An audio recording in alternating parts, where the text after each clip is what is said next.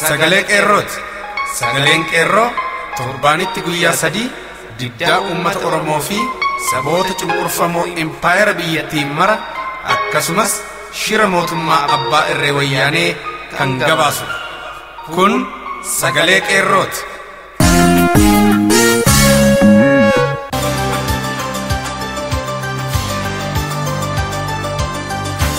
Bitootessa 19 bara 2016 harka fuune akkam jirtu jaallatamuuf kabajamoo dhaggeeffattoota sagalee qeerroo. Kun qophii sagalee qeerroo kallattiin Oromiyaarraa isiniif darbuudha. Akkuma barame duraan dursa oduutu isiniif dhiyaata. Itti aansuun qophii addaa mootummootiin abbaa irree meeshaa waraanaa dhiisanii otoo bakakkaa hidhatanii dhufanillee bulchiinsonni humna waraana isaanii humna uummataatii ol ta'anii hin beekan. Kan jedhu karaa Jaal Hariiroo Jorgoo isiniif dhiyaata. Dhaggeeffattoota keenya arraantana keessummoota kabajamoo qabsoo qeerroo bilisummaa keessatti qooda gurguddaa gumaatan qabannee isiniif dhiyaanneerra. Wallee warraaqsaas qaama sagantaa keenyaati. Isin keessummeessuun kan isin waliin turu ani Biiftuu Galmooti. Amma hangafoota oduun isin dhageessisa. Godina Qellam Wallaggaa Onaa Anfilloo ganda Ashii jedhamutti guyyoota muraasa dura fincilli xumura gabrummaa uummataaf barattootaan ka'uu qeerroon gabaase. Yuunivarsiitii Fiichee Salaaleetti fincilli xumura gabrummaa har'a barattootaan ka'e. Barumsi bilisummaa booda jechuun barattooti barumsa dhaabanii jiru. Manneen barnootaa Shawaa Lixaa fi Kibba Lixa Shawaatti dhaabbatee jira. Torbanootas lakkaa'e. Kan jedhuuf kan biroon ni jiru. Babal'ina oduu kanaaf Jaal tokkicha murteessaa nuuf dhiyeessa. Godina Iluu Abbaa Booraatti har'a aanaa Boochoo ganda Aggaarotti jiraattonni gandichaa ambulaansii wayyaanee irratti haleellaa taasisan fuulleewwan caccabsuudhaan hojiin ala taasisee jira. Naasuu keessa kan seenan saroonni wayyaanee aanicharra jiran dhukaasa doorsisaa banuun qilleensa keessa dhukaasaa oolteetti. Wallagga Lixaa magaalaa Najjootti kan argaman barattoonni mana barumsaa sadarkaa lammaffaa kan hidhaman haa gadhiifaman jechuun fincila xumura garbummaa daran finiinsuun barumsa dhaabanii jiraachuun barame. Godina Qellam Wallaggaa Ona Anfilloo ganda Ashii jedhamutti guyyoota muraasa dura fincila xumura garbummaa uummataa fi barattootaan ka'uu qeerroon gabaasee jira. Akka odeessa ammas qeerroon gabaasee jiruttis humni Agaazii jedhamu haga wiixata dhufutti gandicha irraa akka qubatee jiraatuu fi uummata siraarsuu dirqama fudhatee akka jiruu fi uummanni karaa irra deemuu akka hin dandeenyee fi manaas gadi ba'aa akka hin jirre kan gabaafamee fi barattoonnii fi barsiisonni hedduun kan ukkaanfamanii fi rasaasaan barattoonni lama akka rukutamanis qeerroon bakkichaa sagalee qeerroof gabaaseera. Barsiisaa Jambar Xurunaa barsiisaa sadarkaa lammaffaa kan ta'e ganda Ashii, Baayisaa Kabbada barsiisaa sadarkaa lammaffaa ganda Ashii, barsiisaa Faantaa Mankar sadarkaa tokkoffaa kan barsiisu yommuu ta'u barattoota rasaasa wayyaaniin rukutaman keessaa Daawit Tasfaayee kan jedhamu miila rukutamee amma hospitaala Dambidollootti yaalamaa kan jiru ta'uu qeerroon gabaasee jira. Barattoonni hedduunis ukkaanfamanii jiraachuun irra gahameera. Oduu biraan godina Iluu Abbaa Booraa magaalaa Baddaleetti warraaqsi fincila xumura garbummaa daran jabaachuun itti fufuun guyyaa har'aa gootonni barattoonni Oromoo mana barnootaa sadarkaa tokkoffaa Qaanqaccoo magaalaa Baddaleetti argamu keessatti alaabaa mootummaa wayyaanee gubuudhaan sochii isaanii daran jabeessuun waraana mootummaa jala dhaabbachaa jiraachuu qeerroon bakkichaa sagalee qeerroof hime. Godina Lixa Shaggar Amboo Aanaa Adaa Bargaa Mogoritti gootonni barattoonni Oromoo mana barnootaa Muka Odaa sadarkaa tokkoffaa fi Reejii sadarkaa lammaffaa warraaqsa fincila xumura garbummaa itti fufuudhaan waraana wayyaanee dhagaadhaan ari'anii mana barnootaa keessaa baasaniiru. Waraanni wayyaanee humnaan mana barumsaa Reejii sadarkaa lammaffaa seenee barattoota dhukkaamsuuf yaalii godhullee dhagaan dura dhaabbachuun irree qeerrummaa isaanii fi onnee oromummaa isaanii diinatti agarsiisuun waraana wayyaanee kan ofirraa deebisan yeroo ta'u warraaqsi kun hanga hiree murteeffannaatti kan itti fufamu ta'us dhaammataniiru. Bifuma wal fakkaatuun aanaa Miidhaaqanyiitti warraaqsi fincila xumura garbummaa itti fufuun wal qabatee waraanni wayyaanee barattoota Oromoo mana barumsaa Baallammii sadarkaa lammaffaa fi qophaa'inaa irratti boombii dhoosuun yakka suukkanneessaa barattoota Oromoo irratti raawwatee jira. Barattoota hedduu madeessuu fi hedduu immoo humna waraanaan ukkaamsee hidhaatti guuraa jira. Aanaa Miidhaaqanyii keessatti manneen barnoota sadarkaa tokkoffaa hanga sadarkaa lammaffaa fi qophaa'inaatti jiran guutummaatti cufamaniiru. Guyyaa har'aa magaalaan Baallammii waraana wayyaaniin goolamaa jirti.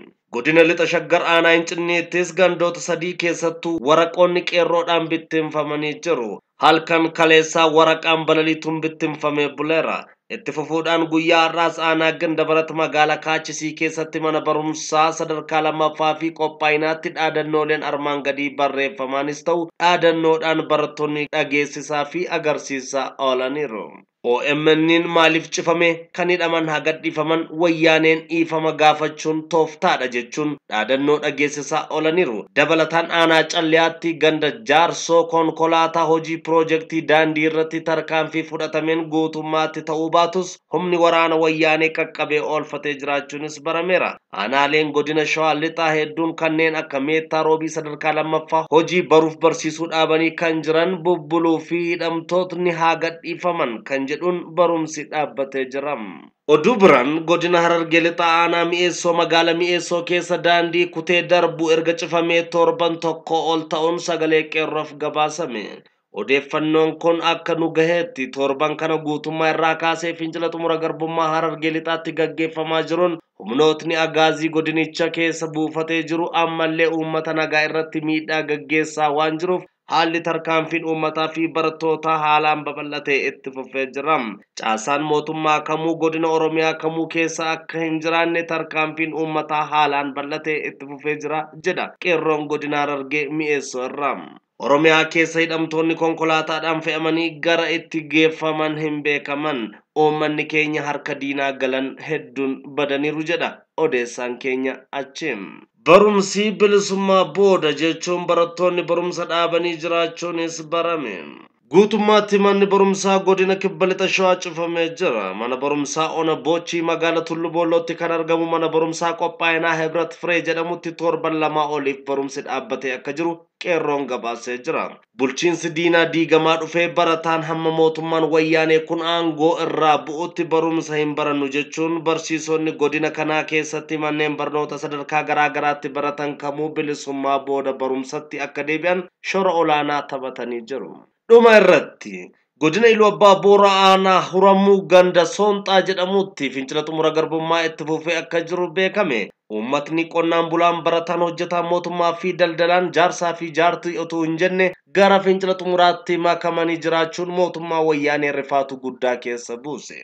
Uummanni bakka kanaa gootummaatiin dhaadannoowwan garaa garaas dhageessisaa ooleera. Oromiyaan ni bilisoomti, abbaan biyyaa Oromoodha. Tigreen nurraa haa galtu, wayyaaniin hattuudha jechuun guyyaa guutuu dhaadannoo dhageessisaa oolaniiru. Miseensa kora bittinneessaa keessaa poolisiin lama humna uummataan madeeffamanii hojiin ala ta'anii akka jiranis saaxilameera. Konkolaataan aanichaa fi waajirri ganda Soonxaas ibiddaan gubatee jira jedha gabaasaan keenya sagalee qeerroo bakkichaa. Oduu keenya guyyaa har'aa sagalee qeerroof qabannee dhiyaanne kanumaan golamna qophiilee afaan waliin turtii gaarii. Beeksisa oduu gammachiisaa dhimma qabsoo fi haala qabatamaa biyya keessatti adeemaa jiru laalchisee dhaabbatni deeggarsa qeerroo idil addunyaa sagantaa maree qopheessee isin eega. Guyyaan Maarchi 26 bara 2016 sa'a 5 irraa eegala. Bakka Lion of Judah Event Center 6202 Memorial DR Stone Mountain GA 30083. Artistoonni Oromoo jaallatamoo kanneen akka Daawitee Mokonniniif Saaliyaa Saamii walleelee warraaqsaan nu bohaarsu. Ambooga namaa barii, ambooga namaa barii, ambooga namaa barii, maaltu maraarraa gorii, ambooga nagalgala, ambooga nagalgala, ambooga nagalgala, lafa gaggalagala.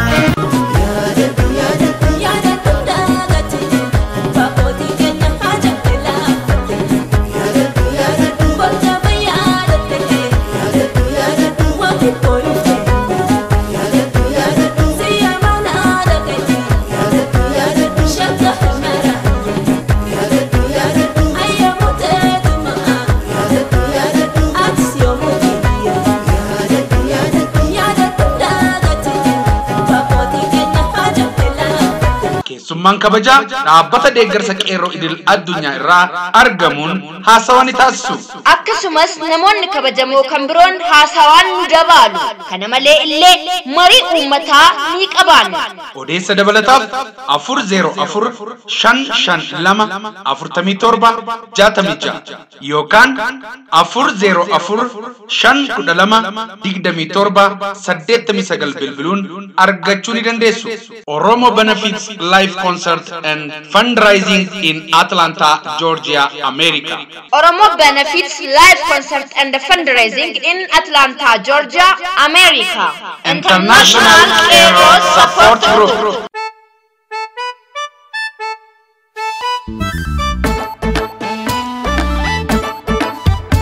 Dhaggeeffattoota keenya arraantana keessummoota kabajamoo qabsoo qeerroo bilisummaa keessatti qooda gurguddaa gumaatan qabannee isiniif dhiyaanneerra. Akkuma beekamu miseensonni qeerroo biyya keessatti qofaa otoo hin taane biyya alaattis ni argamu. Tumsi miseensota qeerroo biyya alaa qeerroo biyya keessaaf utubaadha. Haaluma kanaan biyya Awustiraaliyaa keessatti qabeenya isaaniin yaada isaaniin akkasumas yeroo isaanii gumaachuun jaarmiyaa qeerroo utubuun kan beekaman keessummoota qabannee isiniif dhiyaannee jirra. Mee toora irratti argamu keessummaan keenya dhaggeeffattoota keenya wajjin wal nuuf baru. Hello. Hello. Mee maqaa keessan nuuf himaa. Maqaan koo Efreem Ayyaanaa Waajjiraan jedhama. Hayyee Jaal Efreem hedduu galatoomaa. Affeerraa keenya kabajanii yeroo nu argamu keessaniif jennaa gara gaaffiif deebii keenyaatti deebinaa. Biyya Awustiraaliyaa keessatti yeroo hedduu qabeenya keessaniin yaada keessaniin yeroo keessaniin of kennitanii qeerroo utubuun beekamtu. Kana gochuuf maaltu isin kakaaseme? Wanti nu kakaase akkuma rakkoo biyya keessa jiru ajjeechaa wayyaaneen uummata Oromoo irratti gochaa jiru. Kanatu nu kakaase. Hayyee sochii qeerroo biyya keessatti adeemaa jiru kana akkamitti ilaaltu? Baay'ee waan namatti toludha. Baay'ee bara Oromoon garboome kaasee agartee tarkaanfii tokko fuulduratti kan fudhachiise uummata Oromoo qabsoo qeerroon godhu akkan yaadu. Aan akka kanatti yaada. Qabsoo guddaadha waan inni godhee Oromoo agartee dur Oromoon kutaadhaanii naannoodhaanii waliraa ture har'a garuu qabsoo qeerroon godhu Oromoo hundumaa gara tokkotti fideeti tokko godhe akka yaadutti. Tole sirrii jettanii tumsi qeerroo biyya alaatti bakka garaagaraatti adeemaa jira. Isin birattoo maal fakkaatame? Qophii akkamii immoo qabdu?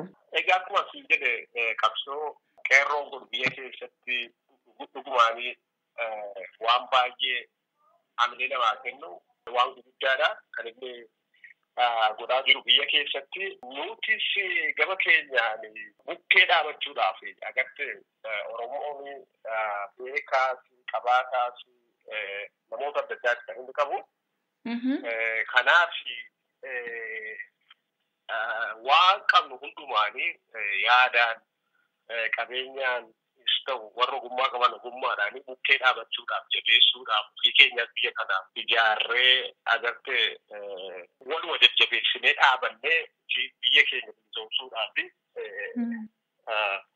qophii guddaa qabna. Yeroo baay'ee qophiileen adda addaa yeroo ta'u artistoonni konsertiif guyyaa qophiilee garaagaraa waamaman warra biyya alaa jiranii fi namoota muraasa duraan beekamtii qabanidha. Qeerroon ammoo biyya keessaa hawwisoo mataa ofii ni qaba. Isaan kana waliin hojjechuuf fedhiin hin jiraa? Fedhiin hin jira. Dhuguma fedhii guddaatu jira. Akkuma siin jedhe waanuma hundumaan siin galee wanta nama teessisu miti. Wanta riba nama dhowwuudha. Kanaaf namni waan hundumaan deeggaruuf yookaan wal bukkee dhaabachuudhaaf yaada guddaa qaba. Hayyee ulfaadhaa guddaa. Namoonni muraasni maqaa qeerroo kana fudhatanii ittiin daldaluu barbaadan jiru.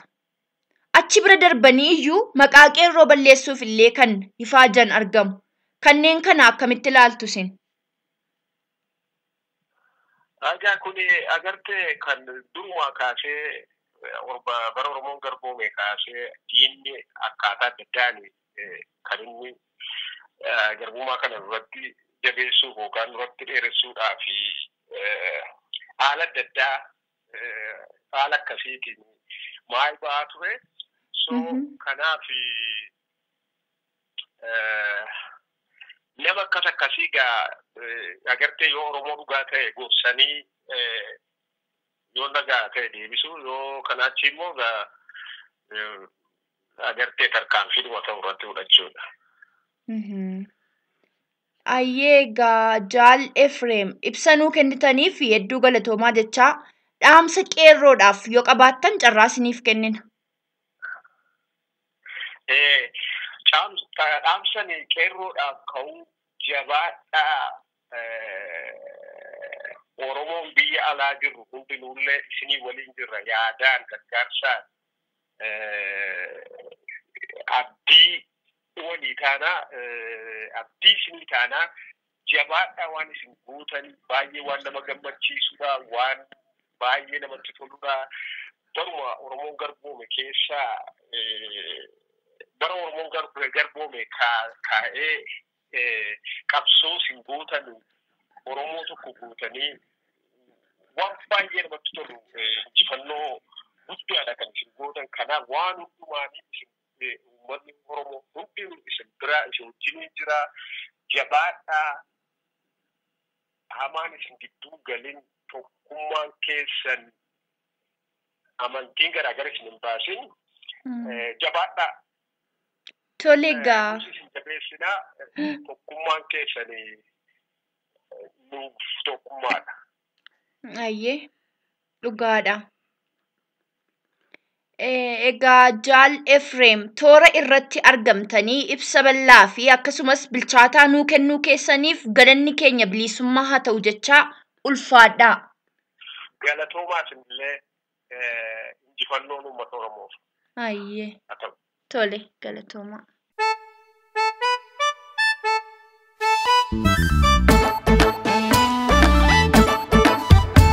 Mootummootiin abbaa irree meeshaa waraanaa dhiisanii otoo bakakkaa hidhatanii dhufanillee bulchiinsonni humna waraanaa isaanii humna ummataatii ol tahanii hin beekan.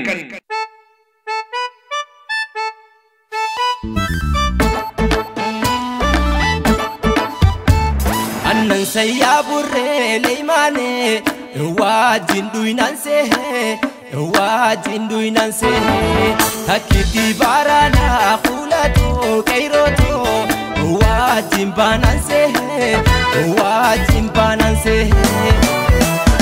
Ingilis kokkoree ankii jilbaallolee si bareeda jannaani si gooree Ingilis kokkoree ankii jilbaallolee si bareeda jannaani si gooree.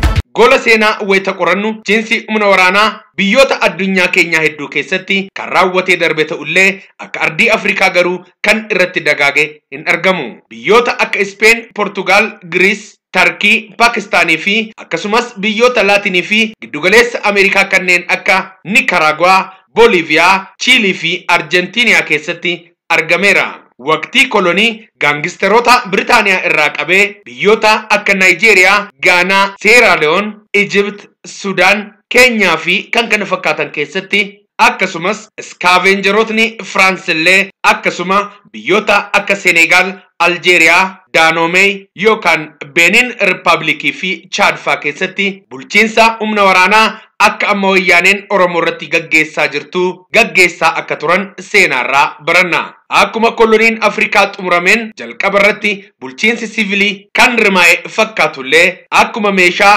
tooftaaf itti dhimma bahan malee dilas hojiitti geeddaramee hin argamne. Inumaatu akkuma warri koloneessitoonni ardii Afrikaa gadhiisanii bahaniin saboonni aangootti ol bahan aangoo harkaa qabanitti fayyadamuun daangaa saboota isaanii jalatti argamu gosoota isaaniif yookaan mataa ofiif bal'isuu eegalan. Kunis biyyoota akka Benin, Yoorubaa fi Naayijeeriyaa naannawa Kaanurii jedhamutti Afrikaa kibbaa, Zuuluu, Keenyaa, Kukuyyuutti fi Arditti iddoo hedduutti mul'ateera. Afrikaa keessatti sababaan itti biyyootiin military rule yookaan bulchiinsa humna waraanaa jala itti galan keessaa sabni tokko saba isa tokko dominate godhee bituuf wayita yaaluttidha jedha qorataa siyaasaa kan ta'e SCO Arifolo namni jedhamu. Kanaafis biyya Dahomey yookaan Benin Republic akka fakkeenyaatti yoo kaasellee qorannoon isaa kun unu birattis dhugaadha. Wayyaaneen maaster pilaanii Finfinnee wayita qopheeffattetti muummicha ministeeraa Hayilamaariyaam Dassaaleeny paarlaamaa irratti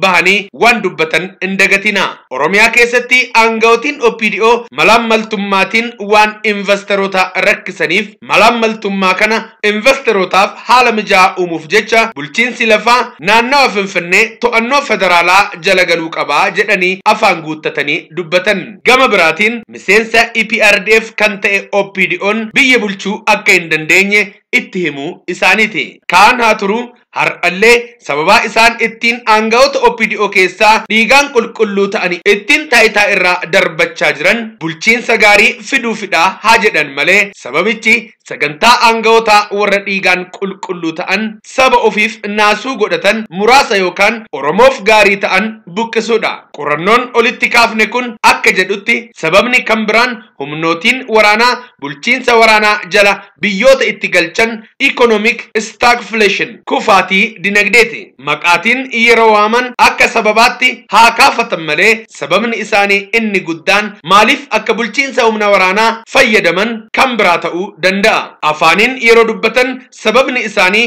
corruptioniin waan guddateef sana to'achuufidha jechuun dubbachuu danda'u. Garuu sababni isaanii ifa miti. Ajandaa dhokataa qabataniiti bulchiinsa humna waraanaa jala saboota galchuu jedha qorataan kun. Kanaafis biyya Ugaandaa keessatti mootummaa mittoon obootee yookaan muummicha ministeeraa kan ture akkamitti Idi Amin taayitaa irraa buusee akka qabate akka fakkeenyaatti kaasa. Qorannaan International Journey of Current Research Volume 6 kan bara 2014 ammoo akka jedhutti sababaan humna waraanaan buluu Afrikaa rakkoo ideoloojii ukkaamsuuf godhamu ta'uu dabalataan kaasa. Kunis gaaffiin ideoloojii biyya Afrikaa keessatti humna waraanaan hin deebi'u jedha. Kanaafis warraaqsa Maghreb yookaan Afrikaa kaabaa duratti akka fakkeenyaatti kaasa.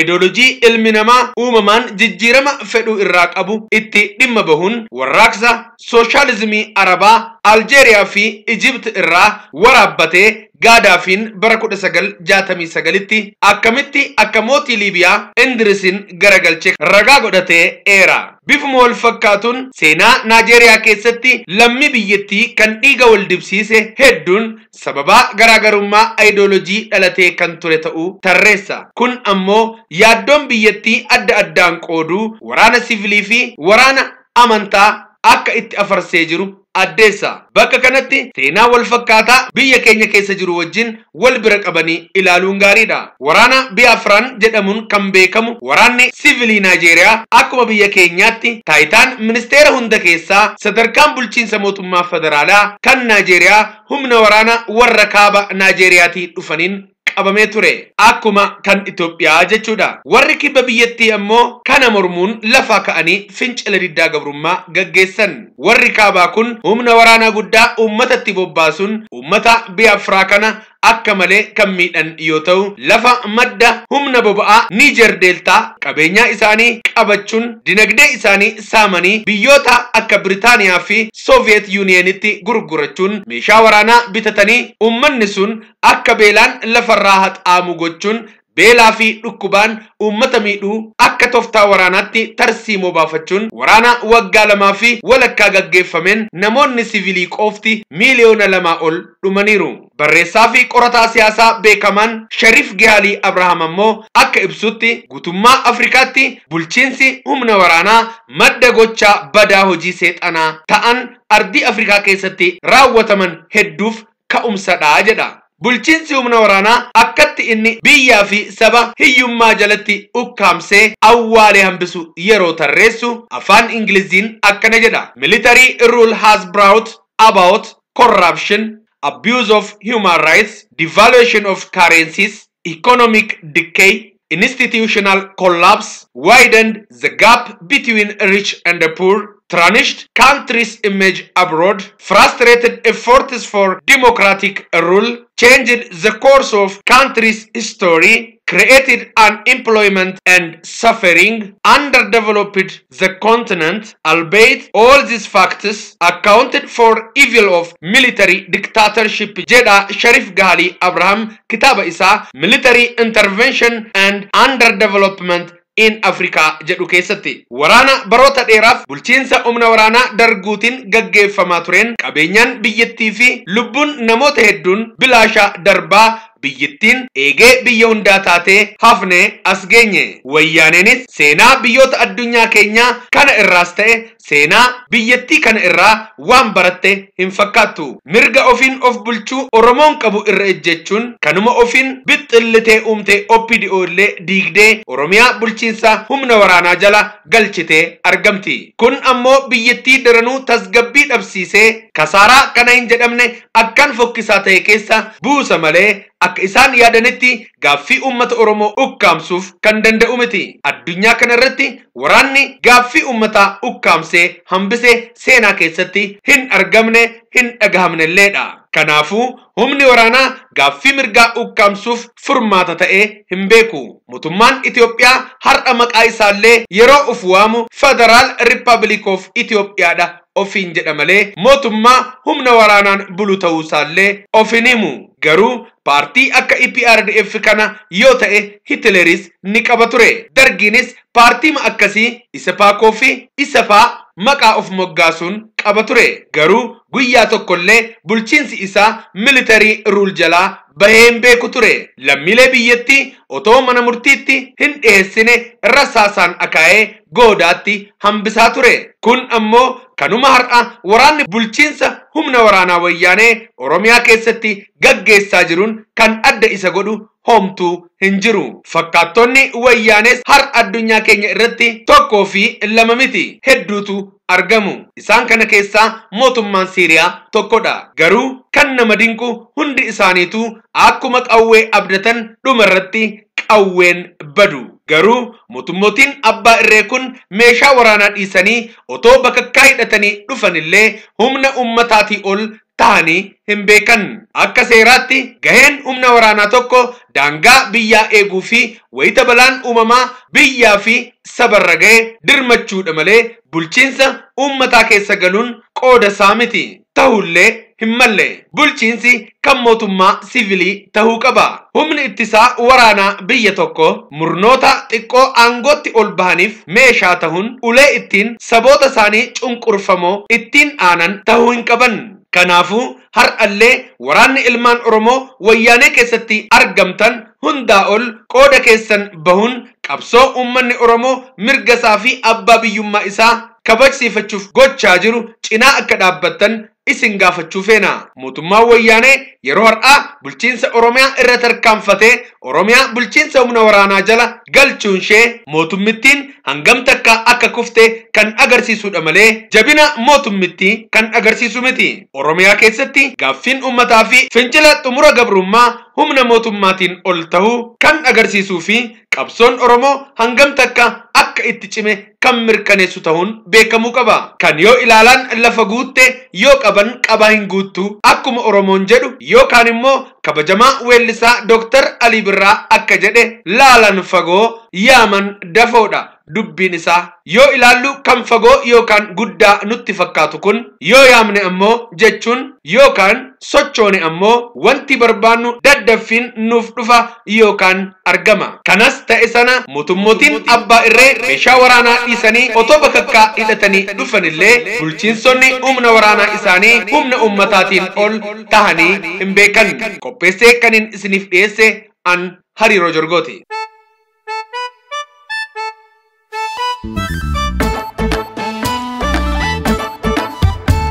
Annan sayyaa burree leeymane wajjin duynanse wajjin duynanse takkiti baaraadhaa fuulatoo qeyrotoo wajjin baananse wajjin baananse Ingilis kokkoree ankii jilbaallolee si bareeda jannaani si gooree Ingilis kokkoree ankii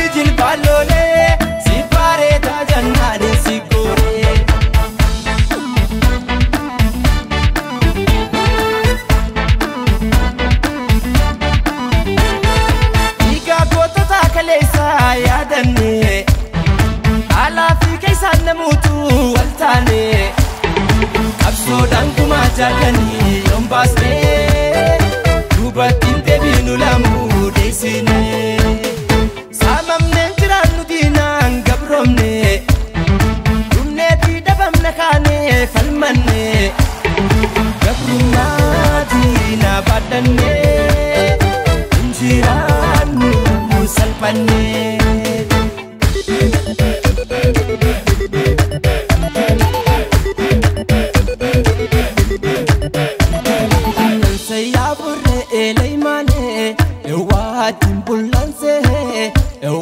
Jinduinanse akiti barana kulato dangasho watimbananse eyo matatuta leja shangigota biya fi falmata animota eyo matatuta leja shangigota biya fi falmata animota.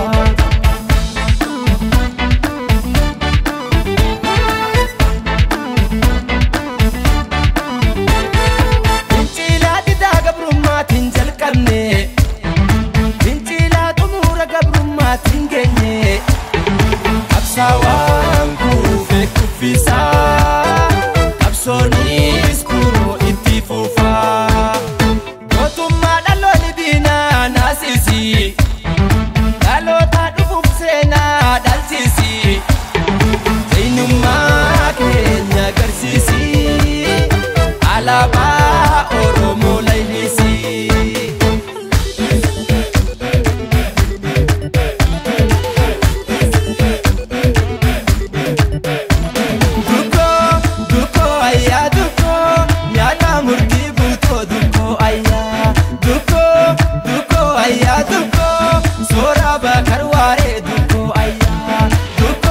كيتي ايرو اوروميا لمن سي ابدتي متامبول لمن سي ابدتي متامبول